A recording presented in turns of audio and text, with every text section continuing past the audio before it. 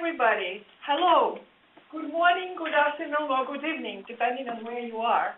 So today we are about to start a webinar on triangulation applied to the identification of evaluation findings. This webinar is organized by the Independent Evaluation Office of the Global Environment Facility. Please note that all microphones are muted to make sure the good quality of sound. But we are welcoming participation, and please post your questions through the chat room. We will have enough time for questions and answers at the end of the presentation, and also after the presentation, questions can be asked through the email and other ways. So the way the agenda for today is as follows. So we will start with a welcoming remark from Rob Vandenberg, Director of the Independent Evaluation Office. Then we will proceed with the presentation made by Carlo Carugi, Senior Evaluation Officer here at the Independent Evaluation Office. And we will continue with questions and answers. So with this, I would like to pass the floor to Rob Vandenberg. Thank you very much, and welcome to all of you to this webinar. Triangulation is something that we're all familiar with, and yet, on the other hand, not really that familiar.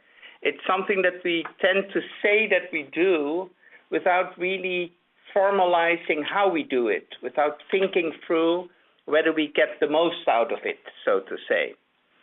And you could say that it's a methodological issue that has not yet been fully solved. It is especially relevant to the work that we do in our country-level evaluations, because there we have a lot of evidence coming from different sources, from different sectors, from different areas of work, and over time, different elements of the puzzle. And to tackle this, our country level evaluations team has worked on systemizing triangulation, on doing it in a bit more formal way to ensure that you get everything out of it. And this is quite interesting, and I wish you all a good webinar on this issue, but I leave you in the good hands of Carlo Carugi, who is the leader of our country-level evaluation team and the initiator of the triangulation work that we've done so far. So, Carlo, it's over to you. Thank you, Rob. Good morning, good afternoon, good evening, everybody. I'm very happy to share our experience with the systematic triangulation in this webinar. As Rob has just introduced briefly, there are several reasons for us to explore triangulation for the work that we do at the country level in terms of country portfolio evaluations. And I really hope that our experience could be useful for evaluation practitioners in sectors other than the environment sector, which is the one where we operate. For those who don't know, the GEF is a global financing facility for environment projects and programs for environmental support, and it works as a partner institution with the national and international partners. So it's quite unique in that sense. Let me just start from a quick overview. Today I'm going to introduce very briefly a rationale for use of triangulation in evaluation with the definition, purposes, criticisms, and so on. And I will then go through the challenges that we usually face when we do CPE work, country portfolio evaluations work.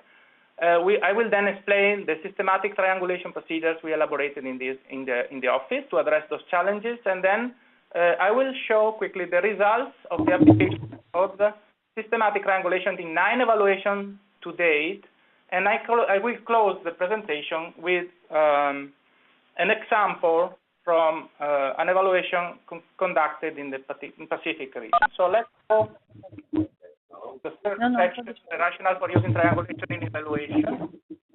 So a quick quick definition, triangulation refers to the use of multiple sources of qualitative and qualitative information and on data collection and analysis methods. There are four main typologies identified in the literature for triangulation. So an effort of categorization. You have methodological triangulation, where two methods are applied to the same set of data to sense the eventual finding that comes out of it.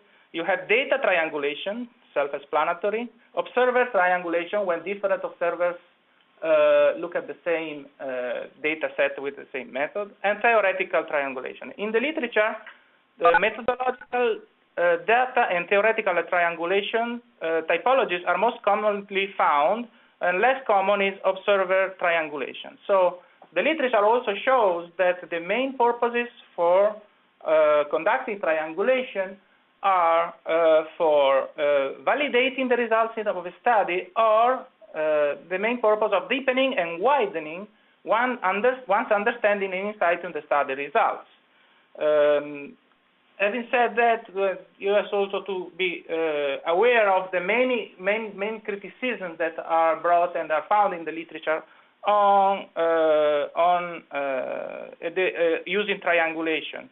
And several relate to the objectivity of triangulations. It means that triangulation treats empirical observation as objectively verifiable rather than inherently theory-based. So, overall, authors caution on the use of triangulation and advocate for developing triangulation procedures and protocols before doing that, which is exactly what we try to do in the work that we do in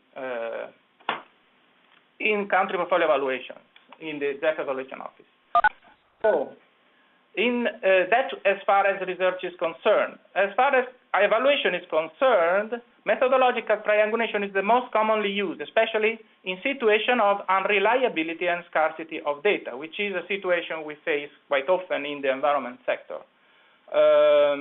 In the GEF country portfolio evaluations work that we do, we use methodological triangulation in conjunction with observer triangulation with the specific purpose of identifying key findings. And we find that we experience that the use of systematic triangulation, it helps us in reducing the risk in which evaluators incur of not looking beyond anecdotal evidence in the identification of findings. And number two, triangulation, it reduces the risk of giving excessive importance to the result of one method of analysis, as opposed to those of the other methods used to analyze the data collected. I also have to say that it also ensures the use of the full set of evaluative evidence collected during the evaluation analysis phase, which, as many, I know that I have seen the list of the participants. There are many evaluation practitioners and officers and so on. It is many of you would agree with me that sometimes using all the data that we have collected might be a challenge. We face tight deadlines, and sometimes we have to come to terms with where we have to close what the evaluation phase is, and we often don't use the full set of data that we have collected. So, in CPs, we have specific challenges.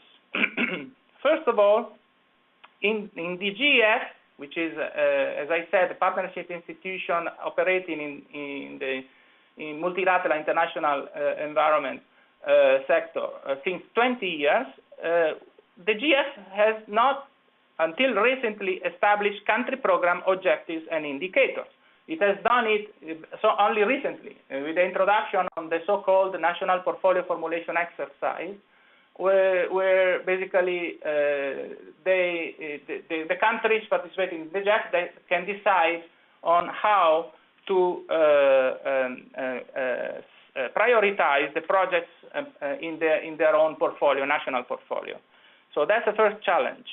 We in CPE work address the whole the time span from the GEF start in 1992 to date. So we basically have to do it in absence of a country program. The second challenge is the scarcity and reliability of national statistics and environmental indicators and data series, and this is especially true in least developed countries still. And to this, we have to add the weak and reliable M&E systems of GEF-funded environment projects and programs. There are also challenges in evaluating the impacts of GEF projects and establish attribution. This is a quite common challenge also to other sectors when it comes to impact analysis. And we have an intrinsic difficulties in defining the GEF portfolio of projects prior to undertaking the evaluation. This is exactly because the GEF is a partnership institution, whereby we have a central project management information system which is supposed to be fed by different agencies, national governments, and this is it's not functioning as an analogous, a similar management information system within an agency. So this is quite a challenge for us. So how do we address those challenges? Well, first of all, we try to adopt an iterative and inclusive approach beyond, of course, doing the evaluation work, as we all know should be done rigorously and paying attention of looking at different things as it should. We try to adopt an iterative and inclusive approach with the stakeholders involved during the evaluation process. And here, we, of course, do not mean that this implies willing to get buy-in from stakeholders on our work. This certainly, independence must be always the first principle for all evaluations we all do. So the purpose of having an iterative and inclusive approach with stakeholders is exactly what is written in the slide, is to help identify and address information and data gaps where there are. The second way in which we try to address the challenges is to conduct original evaluative research. So gather the data that are not there, basically. And this includes the use of several methods, as I will show later. And thirdly, and here it comes, using qualitative methods and mixing them with emerging evidence with available quantitative data through systematic triangulation with the ultimate purpose goal of identifying evaluation findings. Why it is convenient for us? First of all, because, as I said, the GEF doesn't have country programs, so the way we set up the CPEs is as follows. We basically developed standardized terms of reference, which we apply to all CPEs that we do in every country. And those terms of reference have standard key questions, a set of 16 questions, results, relevance, and efficiency questions that we always ask in every country. Then we go into the country to do the scoping mission, and we try to gather the data and consult with stakeholders to fine-tune the terms of reference to that particular country portfolio evaluations, and very often we add 2 to 3 key evaluation questions to the standard terms of reference. And thirdly, we use a standard set of methods, which are the standard methods that everybody knows: desk review, literature review, portfolio analysis, interviews, focus groups, and so on, and GEF-specific methods that we developed in the GEF Evaluation Office to address the specific needs of country portfolio evaluations in the environmental sector. And this is, for example, the country environmental legal framework analysis, which we try to do on how the GEF has supported the eventual development of the legal framework in the environmental sector and the policy framework in the environmental sector in a given country. So, how does the systematic triangulation happen? We start from a tool that many of you, I'm sure, know already, which is a standard evaluation matrix. When we have terms of reference, we have key questions. And those key questions are reported in the first column of the matrix. Those questions are supposed to be answered through sources of information that are analyzed through methodological components in order to build the indicators that are supposed to allow us to respond to those questions. So we go through the analysis phase, and at the end, we consolidate the data So from the analysis plan, we go to the consolidation tool, which is what we call the triangulation matrix. The triangulation matrix has the same key question in the first column. You see that you have methods, one method per column, where you basically fit the sources of information and the factual evidence that emerge from the use of that method in each and every cell. And the last column is the key preliminary findings. So those methods I have shown in the triangulation matrix are categorized in three major research areas: perceptions, validation, and documentation. And the triangle there has a couple of examples of each of them. Perceptions are important because people act based on them, as many of you know. So they basically steer reality, although they are not always the reality itself. Validation is any set of quantitative data that is available, but also group consultation that allow us to validate what we hear in individual interviews, for example. And finally, the documentation, because what is written becomes official. So it's a third element which is very important in the triangulation effort. So what do? We brainstorm at the end of the evaluation phase, question by question within the team, and we try, whoever has gone through a given method and collected data and analyzed it, we try to fill what is called F1 for F2 and so on in the slide, in the matrix on top left of the slide. We try to put any factual information that comes out from there in a concise way, and we fill the matrix accordingly.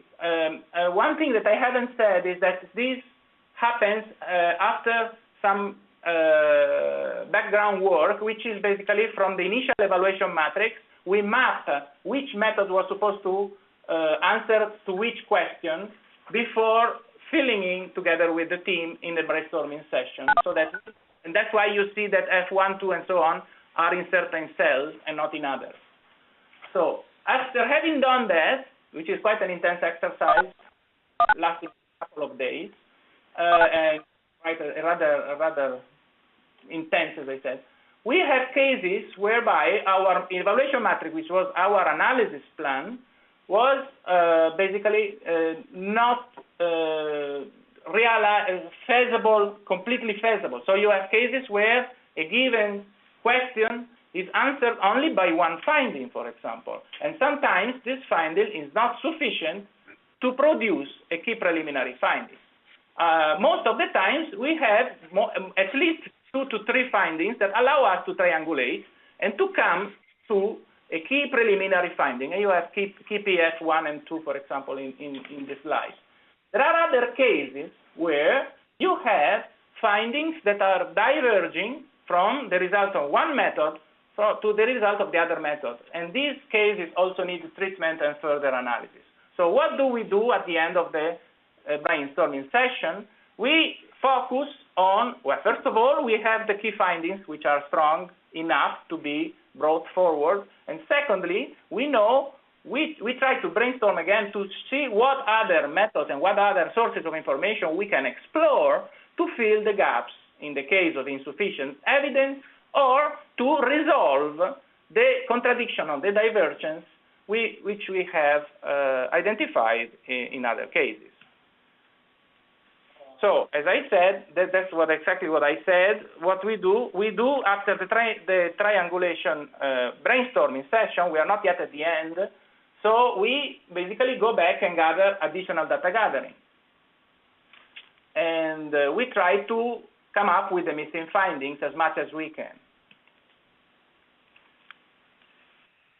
Now, the evaluation phase is not over with the triangulation brainstorming. There is usually, in our experience, another 2 to 3 weeks work where we're trying to fill in the data gaps before going to the writing of a short report which we call aide-memoire, which is basically a 20 pages concise document with the key preliminary findings that we have come to in our analysis, and it is for use in a final stakeholder workshop where we basically try to verify actual errors of analysis, or again address the data gaps. So here is the experience that we have come through so far. In 9 CPs, we use triangulation. It's not in 9 CPs, sorry, there is no mistake. We 8 country portfolios and 1 evaluation of the small grants program, which is a global program. So we have one experience whereby basically we apply the method in a evaluation which is different from country portfolio evaluations. So 19 questions on average in these 9 triangulation matrices, which, as I said at the beginning, is 3 more of the 16 standard evaluation questions we always ask. And after today's triangulation brainstorming sessions, we have key findings generated for 86% of the key questions. 58 were viable, so it's totally supported by at least one method in each research area: perception, validation, and documentation. And 28 were non-viable. For 14% of the key questions, we had no key findings. So why were the 28 non-viable? We had 24 cases with insufficient evidence, so we needed to gather more evidence. 3% had contradictory evidence, and 1% had both. So here we come with those data, and what did we do subsequently?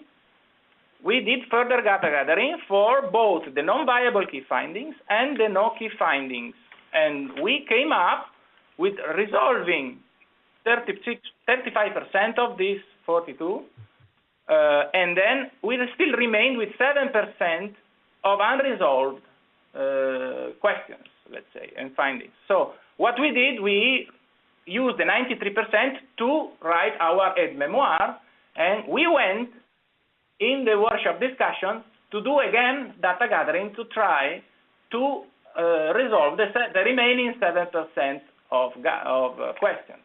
And with the results of the workshop, we went then to draft the CPE report.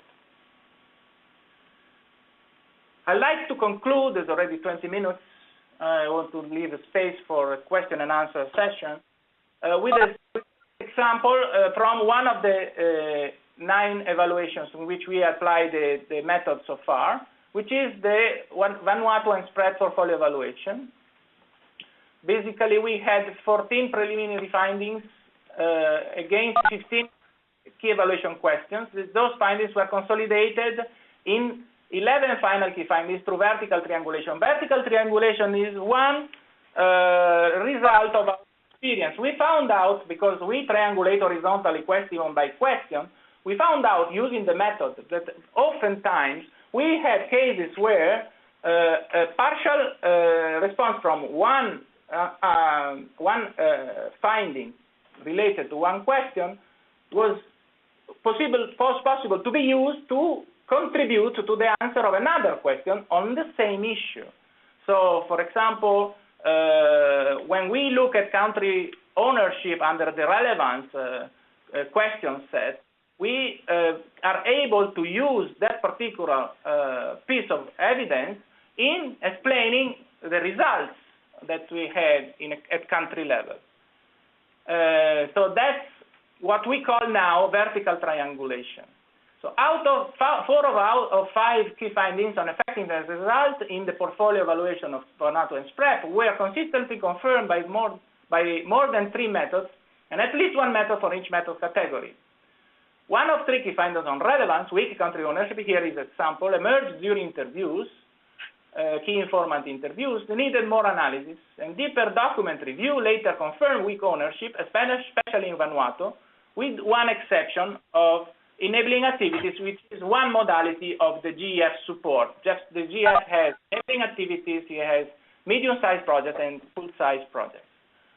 1 of 2 key findings on efficiency, on coordination and synergies at the national level showed contradictory evidence, and subsequent research did not yield enough evidence to produce a finding. And this is an example where we went with the unresolved question to the workshop to discuss and see whether we could gather additional evidence and resolve the finding, which actually happened.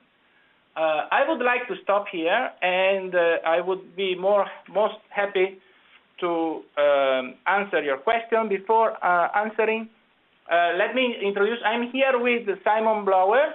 Simon helped in the research assistant work that we have done in the categorization and the results that we had out of the 9 findings. On the 9 experiences that we had with triangulation.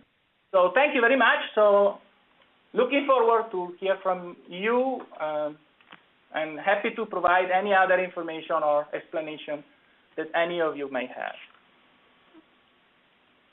Thank you very much. So the floor is open for questions. Once again, for the easiest way to ask a question is by posting in the chat room. So you can access chat by clicking on the top part of the screen. You see the chat. You see the chat here. So please post your questions. Alternatively, you can raise your hand and we can unmute your microphone. But I think the best would be just to use the chat room.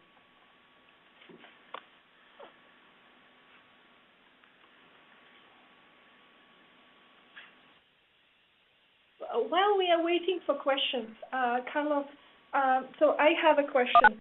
You mentioned several challenges that the team is dealing while in doing country portfolio evaluations, and one of them is often the absence of the country-level framework for programs. So how do you deal with this challenge? Okay, as I explained, as I try to explain, thank you for the question, Senia. It's a very appropriate one. As I try to explain, we aim in the environment sector impact take time to materialize and be observable. And that's why when we do country portfolio evaluations in the GEF evaluation office, we try to cover the whole period of GEF support, which is usually 20 years. The GEF was established back in 1992. But as I explained in the presentation, it was established it is established today as a facility. So there was no country programming, and so we could not. When we started doing country portfolio evaluation back in 2006, which is rather late in the 20 years period, we could not go through the standard approach that we used to have of building an approach paper that will bring us later on to terms of reference, because we didn't have anything to which any program objective to which to hook the evaluation. So how did we go about it? We developed the standard terms of reference, and we developed a standard tools and standard methods for country portfolio evaluations, and that has the advantage of which, as I said, have specific questions that are asked all the time, every time that we do a CPE, and then we add the specific question when we do the scoping in the country. So this has the advantage of not only addressing the problem of not having a country program to which to hook the evaluation, but it also allows for comparability among the country portfolio evaluations and aggregation.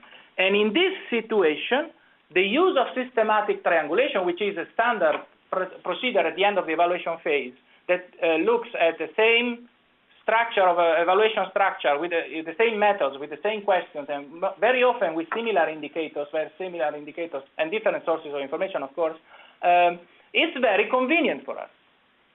Mm-hmm. Okay, thank you. So we have a question from the audience. Could you explain a little? What do you mean? What do you call theoretical triangulation? Well, I don't call it. It's in the literature. Well, theoretical triangulation. To give you a precise definition.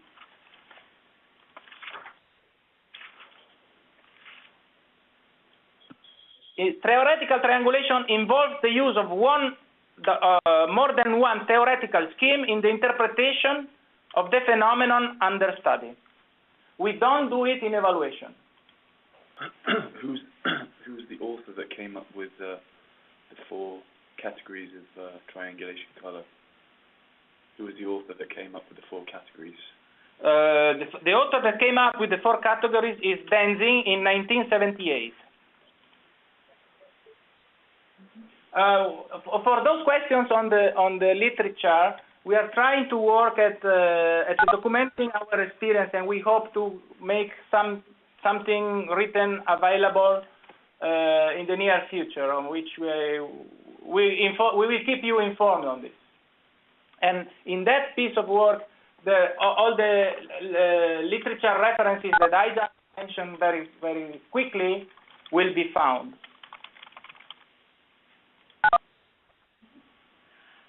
Carlo, you have mentioned that like your slides have shown 7% as unresolved issues. Is it average across all CTEs, all triangulation exercises? It is, yeah, the result of the analysis that we have done. 7% is the cases we remain with after having filled in the gaps, after having done the further data gathering. And in some of these 7%, the final workshop was instrumental in resolving them. Can you help me keep in track of the questions, so the next written questions? So what is your time estimate as well as your opinion on the funding requirements according to relevant relevant finding or data from multiple actors involved in a given evaluation? So basically, time and cost involved. Okay.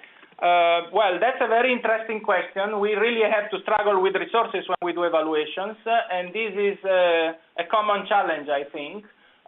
What I can tell you is that our country portfolio evaluations are rather intense exercises, but they vary in size. The time frame is always 8 months to 12 months.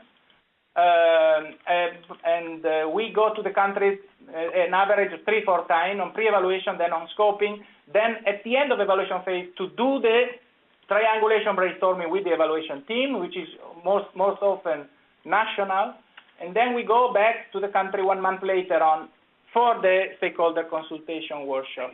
All in all, these exercises vary in budget and size, depending on the size of the portfolio and the number of projects that compose this portfolio. So I would say that we have evaluation budgets ranging from $100,000 to $250,000 for the largest GEF portfolios. Which, for example, Brazil. We did Brazil 2 years ago. We spent $280,000, but this is one of the largest GEF recipients. Talking about 320 million grants over 20 years, plus 9 times co-financing. So that's the kind of dimensions that I will give the time element as well as the cost element. Mm-hmm. We also have a comment about the triangulation can also involve multiple actors, methods, and multiple techniques. This is, Carlo, I think you already talked about it. Can you talk a little more? Yeah, sure. That's exactly about it. And more than multiple techniques, multiple methods. And it's really, triangulation is the center of mixed method evaluation, if you want. I did a presentation in another forum on our methods, and one of the question or the comments that I had is, why do you have to have a triangle? Why you want to have and I said that it's not a question of having triangle. But the idea is to cross-check and validate data findings that come from often different sectors, as Rob said at the beginning, and different disciplines, which is a situation we face quite often in the GEF, because the GEF supports climate change projects, biodiversity projects, land degradation projects. It supports the development of a legal environment and policy framework in a country. It develops capacity, so it's quite multidisciplinary as a field of research as far as evaluation is concerned. Before joining the GEF, I was in the FAO evaluation office, and we used to do rural development, agricultural, project and program evaluation work. We also did country evaluations there, but it was much less heterogeneous than the kind of work, type of work that we do here in the GEF. And therefore, again, that's why triangulation might help. So we have another question about the guidelines. Did you think of like possibility of creating guidelines to mainstream systematic triangulation for project level evaluation? Well, we have a set of guidelines, and we have a methodological note that I would invite you to have a look at. It's in the last slide. You can go back to the slides and show the link in the last slide, in the very last one. If you can share it again, so that can we get from the slides to the internet and show where the methodological note is? Yeah, we can show. That one. There you go. In GEF IEO. There you go. Let's see if it works, so that all of you can have a look at. Oh, fantastic. Oh, something happened. Okay, we will change it later, but please have a look at the gefieo.org. This is our website. Go under Country Portfolio Evaluations. If we can, please. We are getting there. Country Portfolio Evaluations. There is a main page, standardized methodological tool used in CP and CPS, the standard method I was talking about. And the last link is a CP triangulation analysis method. If you click it, it should, there you go. And that's basically what we developed at the beginning of our long way in June 2010, based on the experience of the first CPE, which was in Turkey. And there you have a little, we have to update this note based on the work we have just presented today, but it's the basics of the method have remained substantially the same. So this is really the first thing we wrote. It's not. We are supposed to update that methodological note, but it can already be used by the ones of you that thinks that this method might fit your needs. Beware that one of the other things that it's important to bear in mind when you do triangulation using this method is that you have to be develop the best evaluation matrix as possible, because that's your analysis plan. The more likely you are to identify the way you are going to answer to your question, the more likely you will be to fill in the triangulation matrix later on with all the necessary factual information that comes out from your sources of information and your methods at the end of the evaluation phase. Another important element in our experience is don't do the triangulation brainstorming before having at least 80% of the data gathered, because otherwise it won't basically yield the desired results. And I say that because very often tight deadlines are a reality we have to face, we have to deal with. And sometimes you are not able, for a number of contingency factors, to complete the data gathering or the analysis. So these are two very important elements. Do a good evaluation matrix at the beginning, and don't go in triangulation before having gone at least to the 80% of your evaluation phase. We have another question about vertical triangulation. Could you elaborate a little more what you mean, what is meant? Well, you mentioned interviewing beneficiaries, professional secondary data reviews. Yes. When vertical triangulation, I tried to give an example, which I hope it would help to explain. There are several other examples that can be done, but basically, if you are factual, when you fill your cells, if you are factual, then the same facts in one cell can be a piece of information or evidence or fact that you can use in another row to answer another question. That happens, for example, in two main ways. One is when you answer a relevance question to there might be a piece of information that may help to answer a question under results and effectiveness section.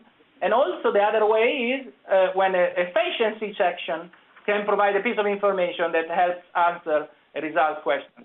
I gave an example. If there is lack, I give another example. If there is lack of relevance to the national policies in terms of land degradation intervention and projects, then this lack of relevance might be a factor that explains why we haven't observed results in the land degradation focal area portfolio in that given portfolio.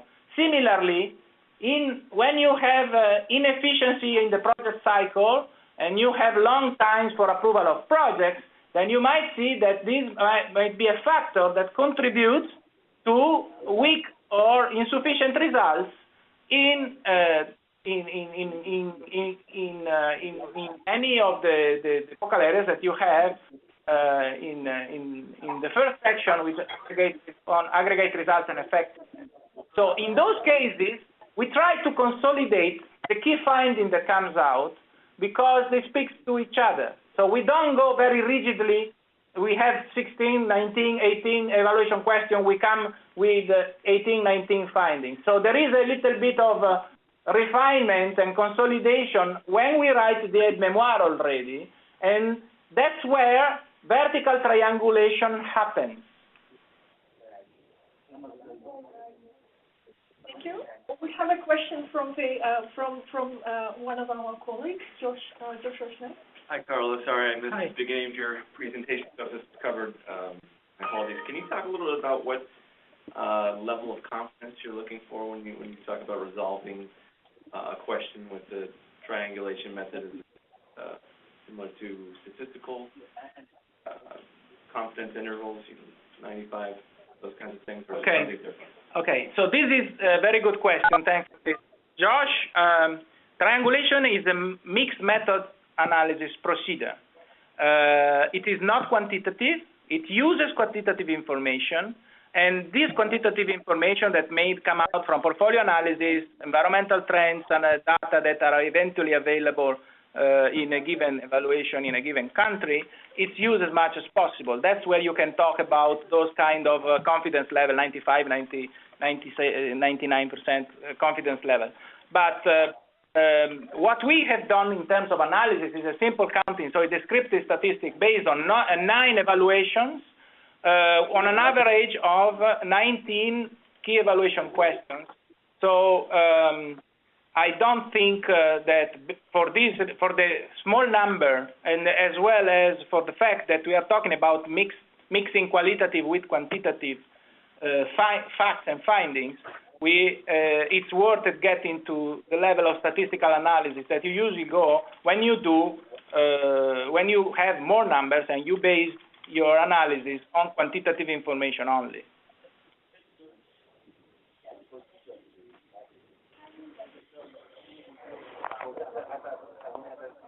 There's a lot of chit-chat, but we don't hear. Okay. Please, if you have any more questions, please continue writing them in the chat room for everyone. We have a few more minutes. Carlo, so you have said that you traditionally do triangulation exercise when the 80% of the field work is done. But does it create any additional challenges in terms of organizing further data gathering, in terms of planning? Because at this point, you might discover that you need to do additional work. Absolutely. And this is the reality of everyday work on all evaluation officers and teams. I mean, challenges with the timing. Yes, Definitely. It's already a challenge to get to the triangulation. You organize a field trip to the country, you meet to the team, and you have to do it in advance when you don't have the 80% of the work done. So sometimes it's challenging, so we had to stay in country longer, and depending on the results of the triangulation brainstorming session, we might need to postpone the final workshop further on than the traditional 3 weeks, 4 weeks that we usually apply in practice. And this has happened in a couple of cases. So yeah, timing, the more you get near to the end of your evaluation, the more you face timing problems. And at least this is the situation in all the evaluation work that I have done until now, but I hope that some colleagues have less tight conditions of work and they can just decide, I'm not ready, I will go 2 weeks later, 1 month later. That would be wonderful, but it's not a luxury that we can afford here. Mm-hmm.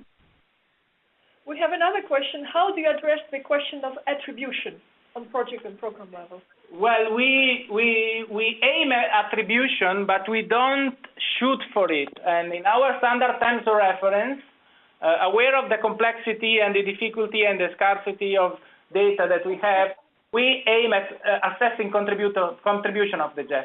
But not only because it is generally difficult in any kind of evaluation establishing attribution. So it's not peculiar to us. It's peculiar to any impact analysis in any evaluation, as far as I'm concerned and I know.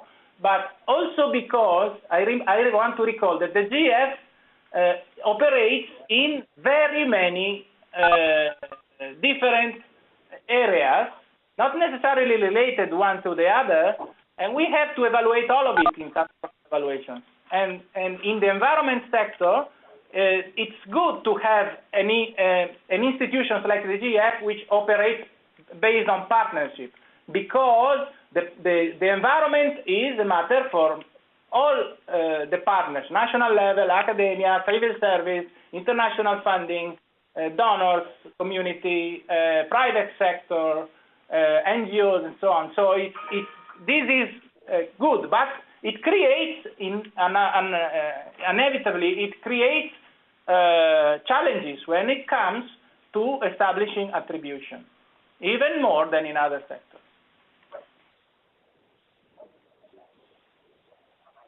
Thank you. Do we have any more questions?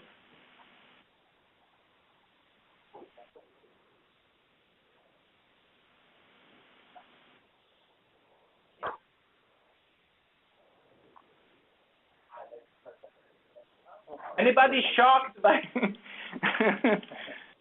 curious about anything else? We'd be very happy to try to provide you more information and answer to any other questions.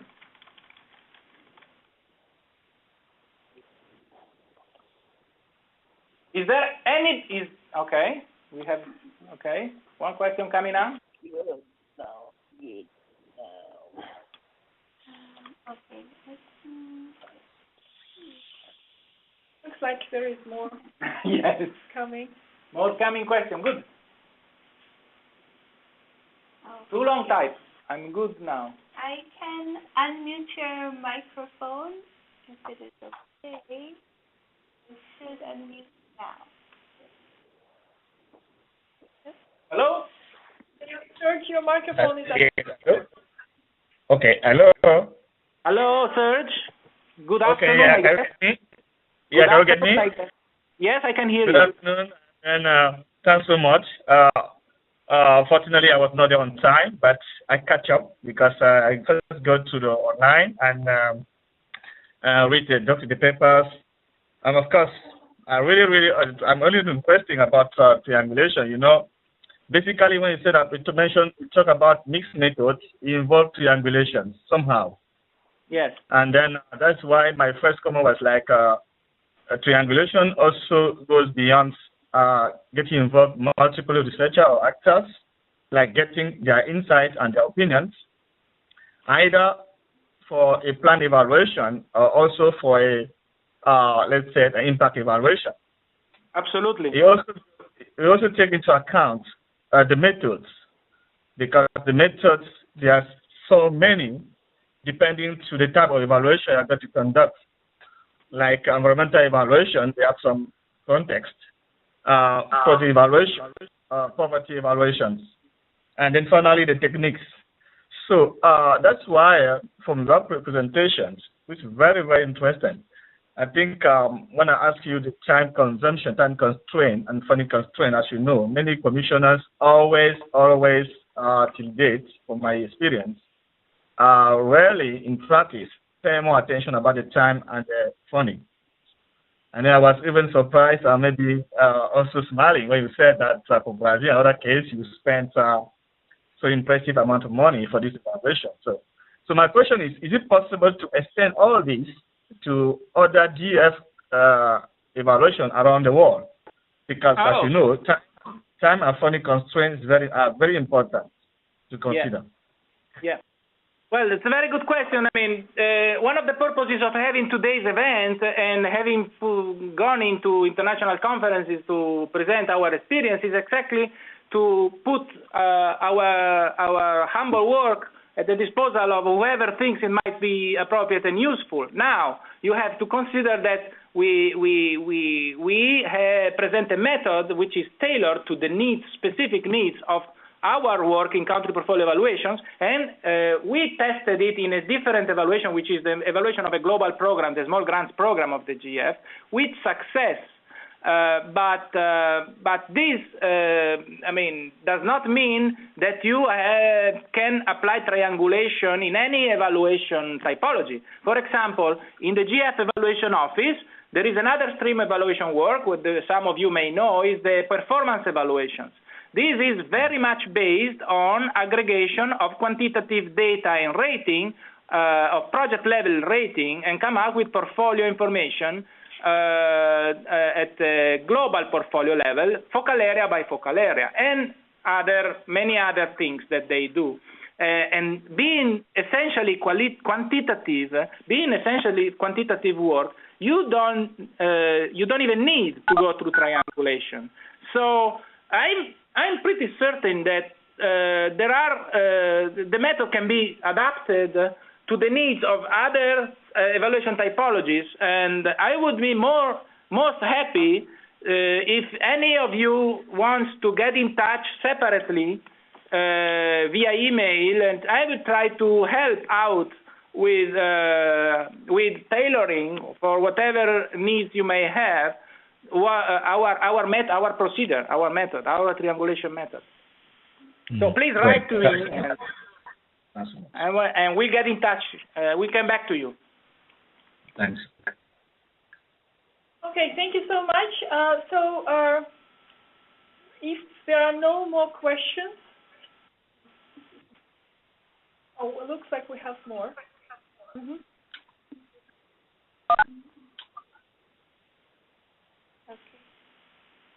We have. There's a question, but it's not for me. Yes. Sorry. Webinars, and will we have any new ones soon? Yes, absolutely. This is a new initiative of the Independent Evaluation Office. We are planning to have regular webinars bi-monthly, so every other month. For example, 2 months ago we had a webinar on the climate change mitigation evaluation, and next webinars will be related to further work of the office, especially to the fifth overall performance study. So if there are any more questions, if you feel like that you have more questions that you would like to discuss, you can certainly continue discussing them. First of all, by sending us messages. I have just posted the email gfevaluation@thegef.org. That's one of the contacts.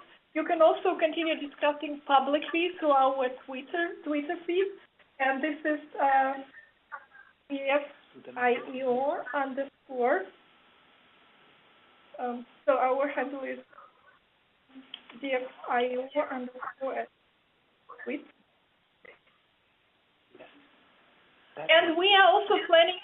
like very shortly, we are planning to post the slides and the recording of the presentation on our website, and our website is it's already posted.